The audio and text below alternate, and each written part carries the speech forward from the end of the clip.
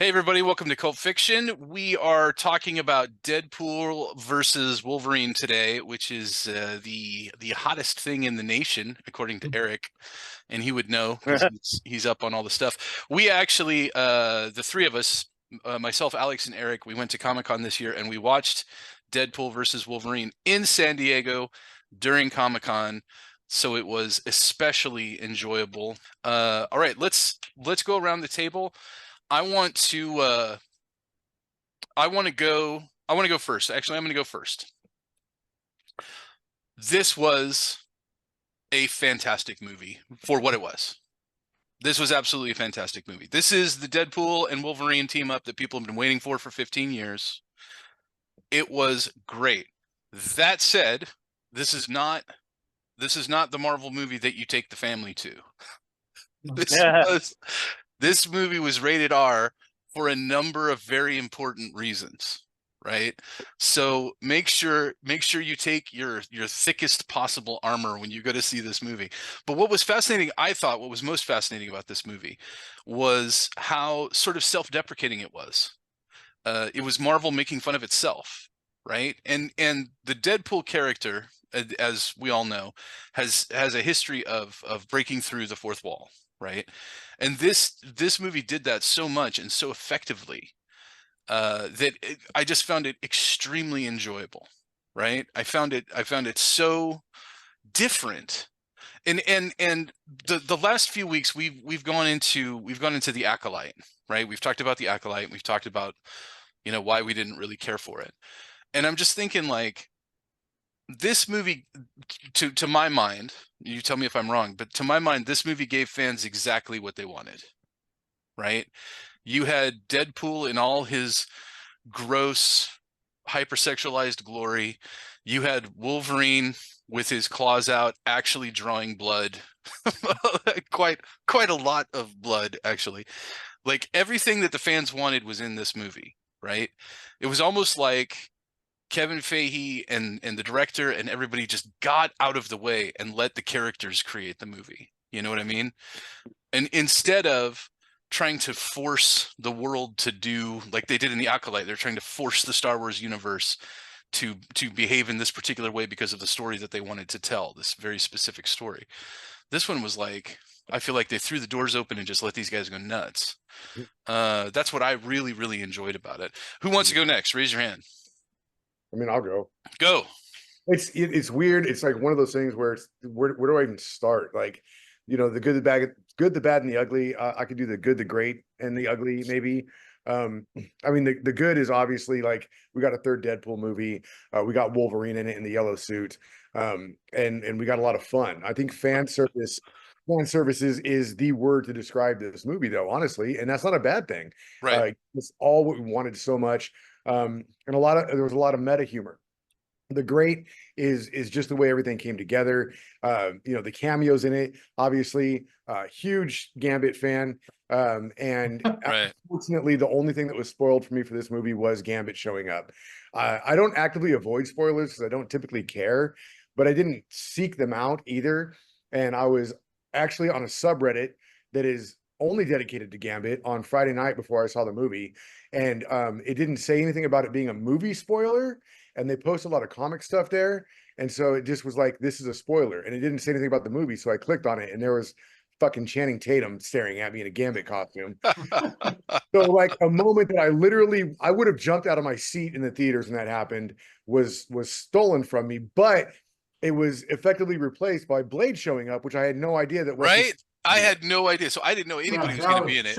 When Blade walked out, I was like, "What?" That was so good. I fist pumped. My girlfriend was like, too, "Yeah, seriously." I fist pumped. My girlfriend was like, "You fist pumped in the theater." I was like, I couldn't control myself. So excited to see Snipes there. The line that he said about there's only going to be one Blade made me laugh. And there was a lot of that meta humor in there that was great.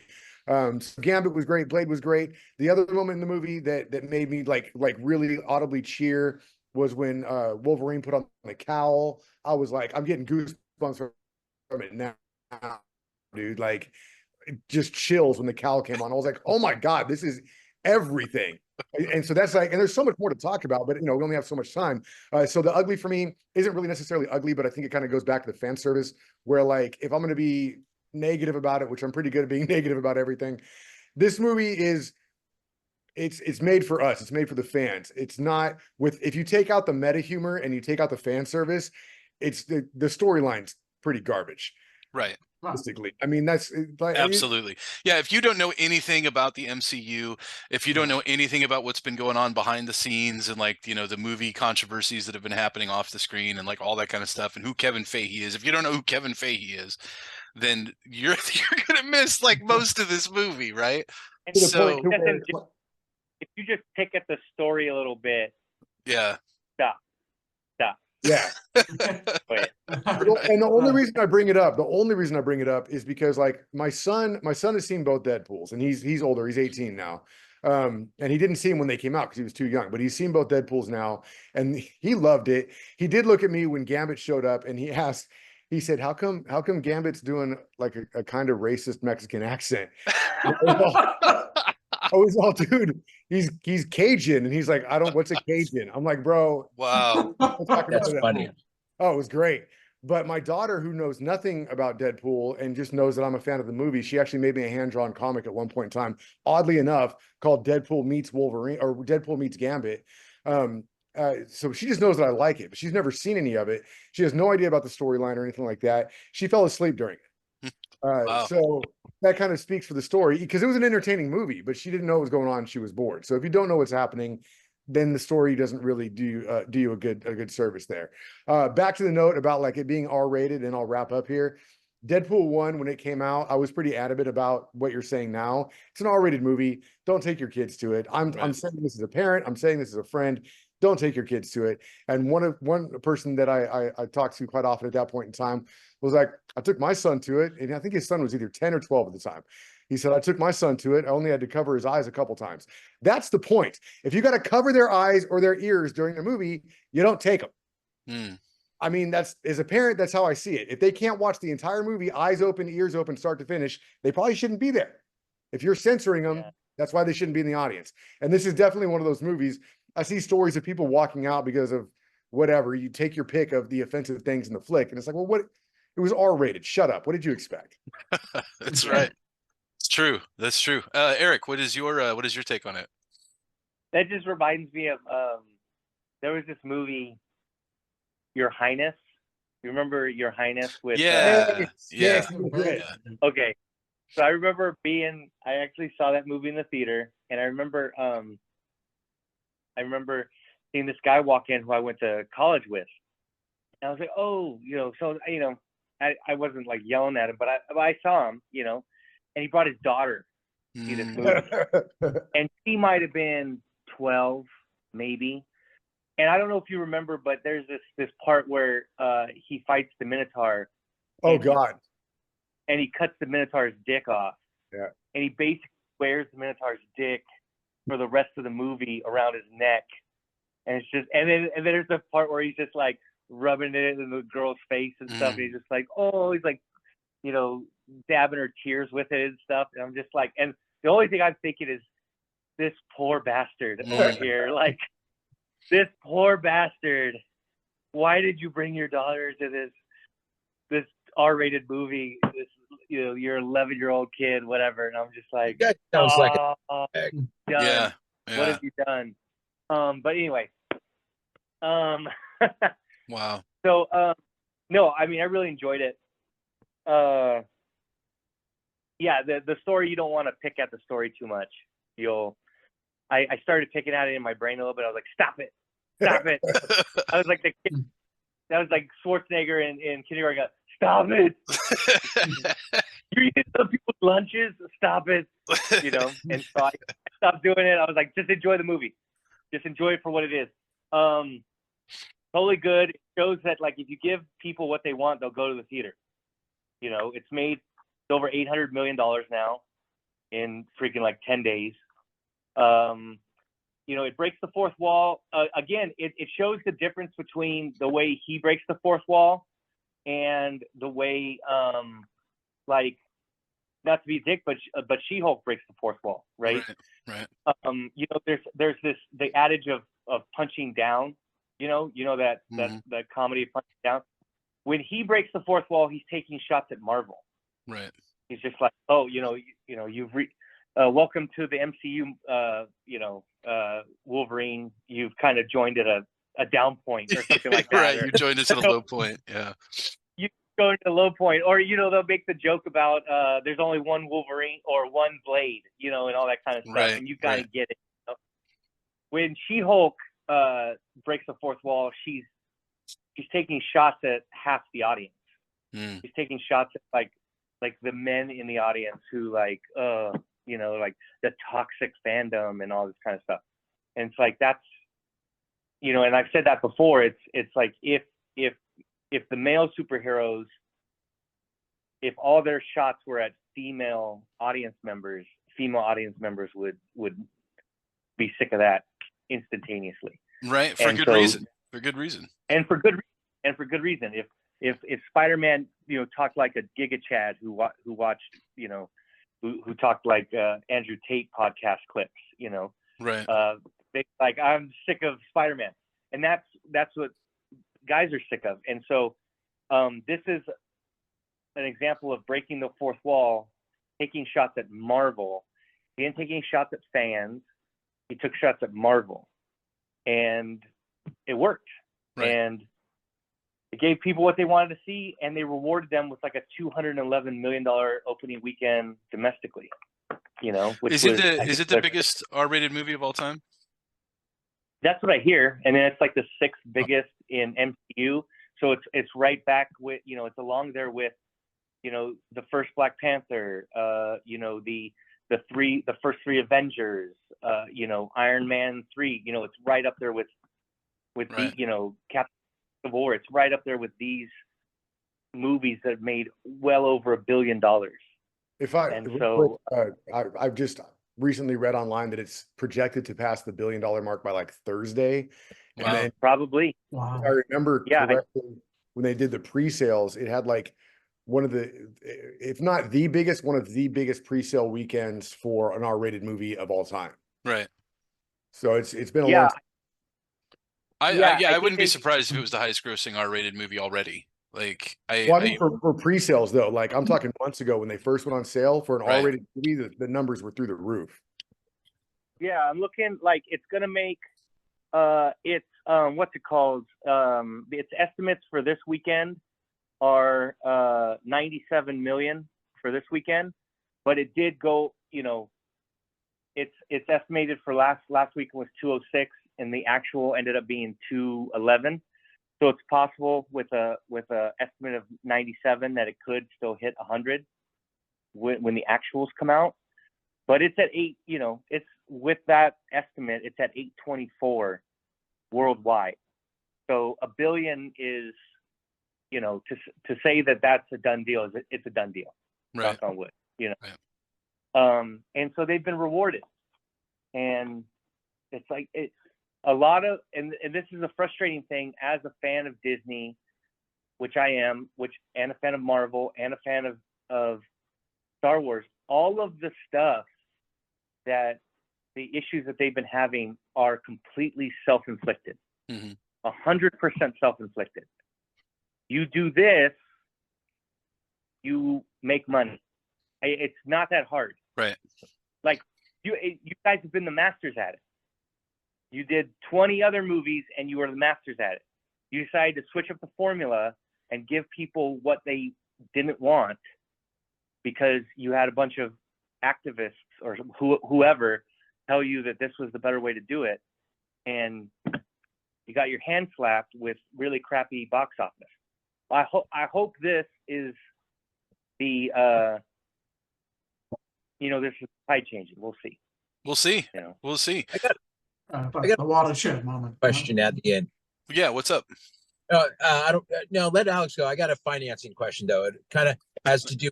No, for real. Gus is joining us from the freeway, by the way. I'm on the freeway, cruising for some victims. All right. I'm anxious to hear what Alex has to say. I'm anxious. Let's hear it. I mean, yeah, this is the kind of movie that you know if it's for you or not. You know, and it's like one of those things. If you were saying, "Oh man, you know, Deadpool Wolverine, I'm enjoying. I'm gonna, look forward to that," you're gonna like it. You know, I've seen a lot of mixed reviews with critics and everything, and it's sort of like every criticism the critics make is 100% accurate. You know, all the flaws that they're pointing out are true, but they're also meanings. It's kind of like, it's kind of an odd comparison, but it's kind of like, the Naked Gun. You know, it's like it either works for you or it doesn't. Some people Right. will watch the Naked Gun and be like, I don't know what the hell's going on. This is stupid. Other people are like, this is the funniest shit I've ever seen. You know? Right. And you can't really, critique that. It either works for you or it doesn't. And so Deadpool Wolverine, you know who you are if it's gonna work for you. And if it's like, you're like, I want to see that, you're gonna like it. And that's really all there is to it. And it's like, even I was surprised at how many, cameos and surprises there were inside the movie. And I felt really bad for people who didn't see it opening weekend. Right. Because by Saturday, like just being on the internet, like I had like 9 things spoiled. And I wasn't looking for anything. I wasn't looking for Deadpool, but it's just like the entire internet would like seek my attention to spoil Deadpool for me. Right. And I'm just like, So for people that didn't see it, on opening weekend, I kind of feel bad for them. Dude, But my girlfriend, like, she's a teacher and she looks at like crocheting videos and like book talk and all that stuff. Her algorithm is completely different than mine. That's when you not to look at certain things. And like you're absolutely right, because by Monday she's like, the entire movie was ruined for me and I was watching book talk. Right. How does that yeah, so I don't know how that works, but like I said, if you want to see this movie, you're going to enjoy it. It's really pure and simple. And if you want to go in there and dissect it, thematically, you're being an idiot. That's not its purpose at all. And it proves something that I've been saying for a long time, and I'm glad it vindicated me, is that a 5'3" Wolverine would look ridiculous. Even though that was like a 4'8" Wolverine. Yeah, but, he was under 5'3". He was a little person in that universe. I agree. Ridiculous. I agree. And anyway, and like Hugh Jackman is jacked up. I mean, Jesus Christ. He's like pushing 60. The smoke and mirrors they put up beforehand, like, oh yeah, he's going to be wearing a bodysuit because he can't get the muscle tone back. The yellow suit's just going to be padded and blah blah blah. Bullshit, man. Dude. I had an ab sandwich. He is an animal. I don't know how he does it. He must have. I don't know. I will say this. If I could have changed one thing, I think I would have had. I think I would have had as the main suit. I think I would have had the brown suit as the main suit throughout the movie. I would have preferred the brown suit personally. The brown suit. It was cool. We did get to see it though. If you look at a still of the brown suit, because we don't get to see it for very long. If you look at him in the brown suit, that suit's fucking sick. So I think the way it's tailored and everything. That suit is fucking sick. I don't think you could do the brown suit in a Deadpool movie because it would have been, oh, you wore the brown suit comments the entire movie from Deadpool. Right. Of him shitting his pants. So. Right. True. Good call. The thing is, in the Wolverine, when he in the deleted scene where he opens it up, or the end credit scene, excuse me, where he opens it up and he looks at the cowl and everything, it is the brown suit. That's right. So, I forgot about that. Right. So, but whatever. That means, that credit montage, by the way, at the end of the movie, the credit montage that they had from Fox, I thought was really cool. It was almost it was like an homage. You know what I mean? It was like because Marvel's kind of right. And it's one of those things, like Eric was saying about breaking the fourth wall. Even though it's criticizing Marvel, it still reveres the Marvel and the comic book properties and the movie. Still has great respect for these things. Right. And so, when it's making a critique, it's more likely to be seen by the people who are most likely to enjoy those kind of things, as opposed to a select group of people that are kind of pandering to. I mean, you're still kind of pandering to a select group of people, but It's not like politically motivated. It was absolutely for the fans, and I think that's why I thought that montage was especially touching, because it was like a thank you to Fox. Yeah, like Wow. that brings up another good point. Before Ryan Reynolds even shot the teaser of like pacing back and forth in his living room of like what's Deadpool 3 going to be about. Oh, I'm going to call Hugh Jackman, see if he wants to be Wolverine again. Before that even hit the internet, there were some rumors that were like Ryan Reynolds said if he did a Deadpool 3, it was going to be jokingly a buddy cop movie of Deadpool and Wolverine driving across Canada, just causing havoc. And then there was another leak. It was going to be Deadpool kills the Fox universe. So it was like going into this, I kind of thought, well, maybe both of those rumors are true, and that's exactly what we're getting.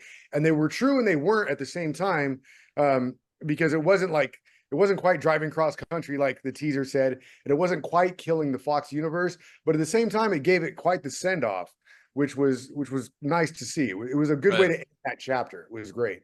Right, you can see how it came from that idea, and it just kind of, over time, formulated into what we saw. They did have a Honda Odyssey. Dude, and that van fight was fucking badass, dude. that van fight was my favorite fight in the whole movie. That was pretty cool. I would say so, yeah. What was that? I'm gonna fight. Yeah. I love when he just said, "I'm gonna fight you now." Yeah, I'm gonna fight you now. It was super good. All right, we're gonna go now to Gus, who has not seen the movie, right? So as is his wont. You have not seen a Deadpool movie at all. I don't think I don't think he has. One, I don't know who Kevin Faraday is. Is he the dude who did 300 and then makes all the shitty flicks? He's the guy who married Britney Spears. Right. Okay, so I don't know him. He's not the guy who did 300 and then keeps like using that as his magic to make shitty flicks. No, that's Zack Snyder, the most overrated director in the world. So one, I don't know who this guy is. Eric informed me before we went live that this was like the biggest thing in the universe. So obviously, I don't live here. Just like I don't live here. I'm not a lizard person. I'm not extraterrestrial, but I don't live here. Gus is actually in another universe right now. I am in another universe. Gus is an android. Okay. Next we got. I'm really confused. I thought Wolverine died when he was helping baby Wolverine not get killed by the government, and there were the self-driving trucks. No one spoiled this for him. Nobody spoiled that for him. We're not going to spoil anything for you. Baby Wolverine is great, though. I will simply say your concerns are addressed. Okay. So I thought he was out. Okay. And then now that I'm done with being like a clown. So question for Eric. Because I think Eric will know. If anyone else knows, chime it in. Okay. So like the acetite, whatever that one was. Okay. Because like I like what you like. What's that? The Acolyte? The Acolyte, yeah. So acetone is good. That's it's excellent. I can't live without it. So where does like Disney get its financing? How many millions of dollars did it take to make that movie? 180. Acolyte? Yeah. It's a show. It was like 180 for the season. 180 mil, right? So do they go to private equity or do they self-fund that? It's a good question. I don't know. Is that information even public? Do we know?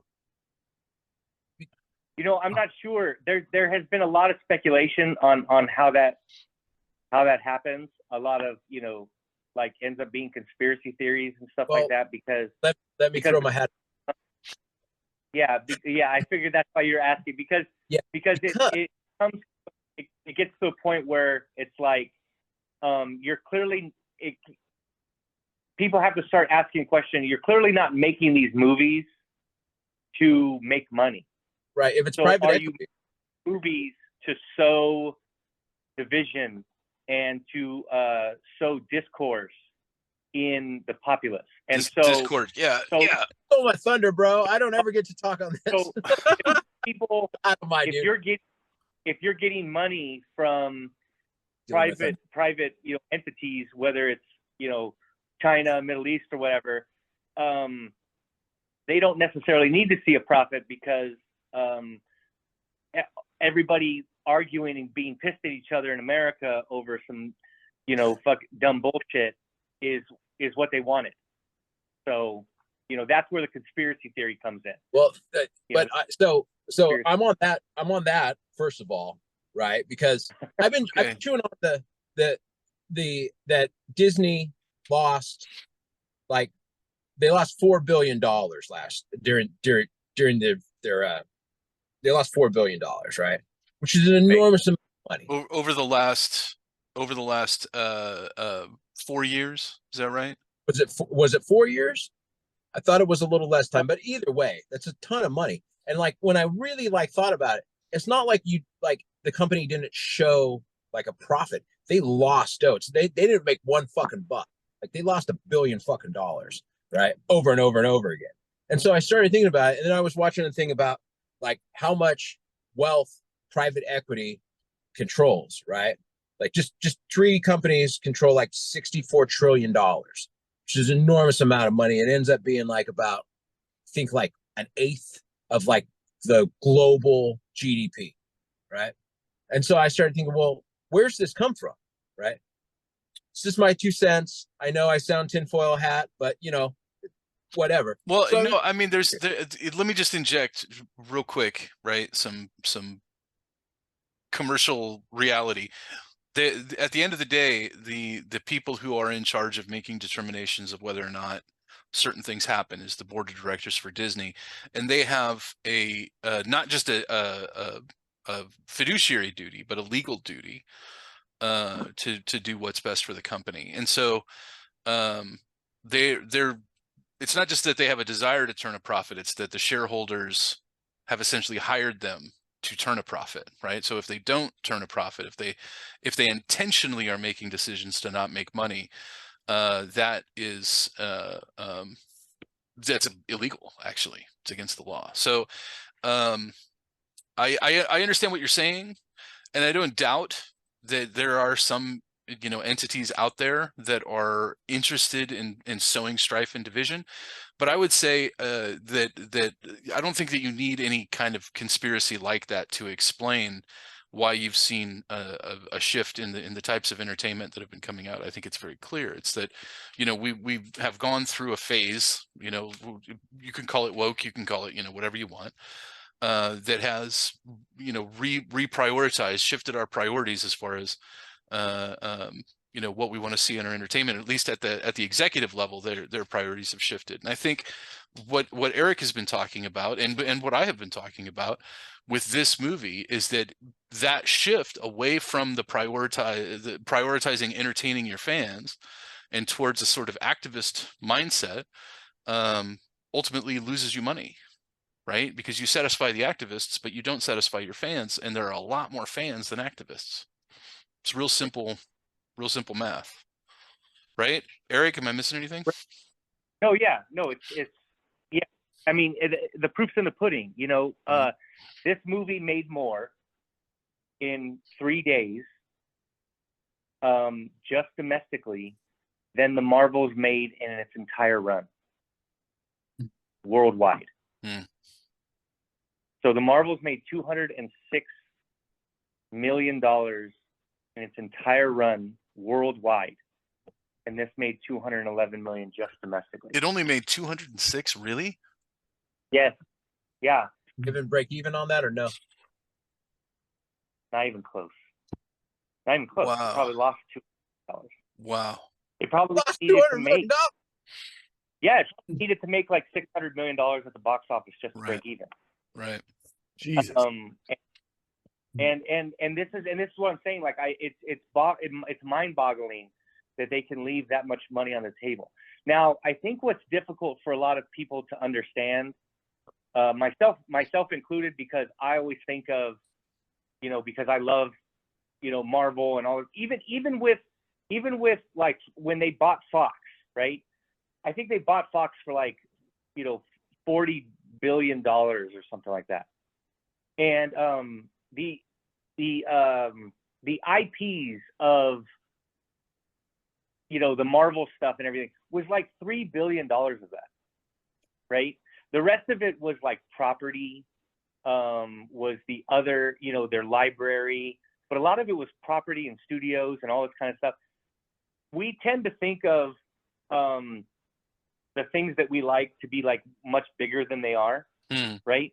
So we're like, oh, this movie didn't make any money. Disney's fucked. Well, Disney makes like $20 billion because of their theme parks a year. Right. So, so yes, they are hurting their movie business, but it's not like Disney's going out of business anytime soon. Like, I think sometimes people on the anti-woke, you know, side of it, they're like, oh, you know, Disney's fucked, and it's like, I don't know about that. You know, like they're still making like $20 billion because of Disneyland and Disney World and all, you know, all these other things and stuff. And if you ever see, there's like a big spreadsheet of like everything that Disney owns, like all the companies, like it will shock you. Right. How many souls do you think they are leaving a ton of money on the table. What was that, Gus? What did you say? How many souls do you think Disney owns? Yeah, they are leaving a ton of money on the table that they could be making so much more. And if I was a stockholder in Disney, this would be bothersome. Right. And when you look at, for example, April, May of this year, their stock price was $120 a share, and right now it's $89. Right. 3 months later. And those are market forces, you know, telling Disney to change their strategy. So, right. You know, anyway. Sorry, it's just, you know. Yeah, I don't know that we needed to descend into some kind of weird, you know, geopolitical economic analysis of, you know, corporations in our response to Deadpool versus Wolverine, but well, because you know what? Because I think it's important in a sense because this is their first real win in a while. You know, because Spider-Man was a Sony project, really. Guardians of the Galaxy was a hit, but it wasn't a $1 billion hit. You know what I mean? It was really good critically. A lot of people enjoyed it. It was like an $850 million movie. It was a solid hit, but it wasn't like, oh shit, it's making Black Panther money. It's making Captain America Civil War money. It's making Avengers money. This one will. And so this is their first one in quite a while. Good. Yeah. So yeah, the news of Kevin Feige's demise is certainly not true. He can still for now. He can still pull out the magic when he wants to. That's it right there. What Bueller's saying is that's true, because now there's all these reports that he's, you know, seen the light, and, you know, he's fired a bunch of activist producers. I don't know if you've seen this already. He's fired a bunch of activist producers because of what he's seen in Phase 4 and now what he's seen with their. Well, I'll believe it when I start seeing it consistently in the product, in the storytelling, right? Have I seen storytelling? But this is Ryan Reynolds. Right. But this was Ryan Reynolds. This was Kevin Feige, smart enough to just get out of the way. Right. Yeah. You know. Agreed. And so we'll see. So I think we all gave it a thumbs up, provided you don't dig into it too much, and the fans are really going to dig it. You know, if you don't know who Kevin Feige is, if you don't know anything about what's going on at Marvel, you may not enjoy it as much, but it was still, for what it was, for a rated R flick, it was super good. Any other last words before we sign off, gentlemen? So just real quick, I don't know if you guys noticed when Deadpool was in Happy's office, and spoiler, by the way, if you haven't seen the movie. Did you guys see that there was the picture of Iron Man and Spider-Man was on the desk, but Spider-Man was actually blocked by the Iron Man helmet? Oh, no, I didn't see that. Yeah, it's a picture that's been shown in the MCU before, but the word is, and I didn't do any investigation into this, so take it how you want. Supposedly they put the helmet in front of the picture to cover Spider-Man because that would have counted as an appearance in the movie, and that would have like nullified. Oh, did you guys catch the Stan Lee cameo? No. Anybody? I didn't. People did. You didn't catch it, Alex? Did you see Stan Lee? I think I remember seeing him, but I don't remember. So in the school bus, when he's stabbing his way through the school bus of like all the Deadpools, Stanley is in an ad on the side of the bus. Damn. It was I super remember nice. now, I remember It was now. super good. Well, I have to see it again. You got to see it again. Got to watch it again. All right. With Yeah. that, we're going to call this episode done. Thank you everybody for joining us, and we'll see you next week.